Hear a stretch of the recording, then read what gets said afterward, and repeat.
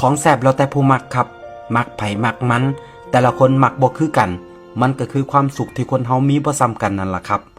บางคนมีความสุขที่ได้กินอาหารหรูๆแพงๆวิวหลักแสนหลักล้านแต่บางคนแค่ได้กินข้าวฝีมืออีพ่ออีแม่ได้กินข้าวน้ำทงน้ำนาแนวกินเก่าๆที่อีพ่ออีแม่พากิน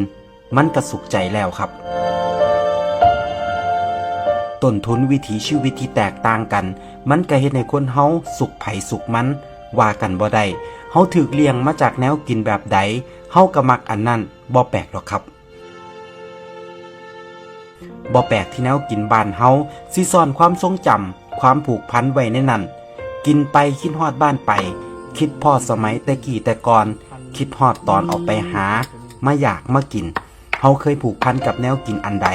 ไปอยู่ไกลบ่ได้กินคือเก่าเฮาก็อยากหวนคืนกลับมากินมันอีกแนวกินหลายอย่างมันกลายเป็นภาพแทนของไทยบ้านเฮาเลยก็ว่าได้ครับแค่เห็นข้าวเหนียวส้มตำลาบก้อยข้างทางหรือแนวกินอีสานบ้านเฮาอยู่ต่างถิ่นเฮาก็คิดฮอดบ้านแล้วแต่เชื่อบ่ครับมันบ่แซ่บสำกับมากินน้ำครอบครัวเฮาบ่เคยบอกว่าแนวกินบ้านเฮาดีกว่าไทยอื่นแค่อยากบอกว่าสำหรับเฮาแล้วแนวกินฝีมืออีพ่ออีแม่แซ่บที่สุดสำหรับเฮาเท่านั้นแม้ว่ามันอาจบ่ได้แซ่บสำหรับคนอื่นก็ตามครับ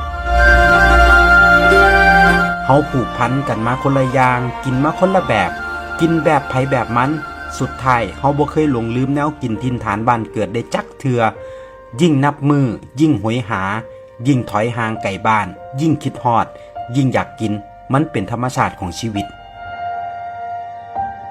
จริงๆวิธีเดิมๆของไทยบ้านเฮาอยู่ง่ายกินง่ายติดดินกินตามมีตามเกิดหาหยังพอได้กินเพิ่นก็เฮ็ดสู่ลูกสู่หลานกินแต่แนวกินหลายอย่างกว่าสิหามาได้มันเมื่อยมันก็เลยกลายเป็นความทรงจำพอเฮาได้กลับมากินก็มักสิคิดฮอดความเก่าข้าวหลังคิดฮอดคนที่เคยป้อนข้าวป้อนน้ำคิดฮอดคนที่เคยห่วมผ้าเข่าคิดฮอดสุคนที่เคยเลี้ยงดูครับเฮาบ่ได้มักแนวกินซื่อๆดอกครับจริงๆแล้วปล่อยให้ร่างกายหิวกินหยังก็แซ่บเบิดแต่ที่เฮามักแนวกิน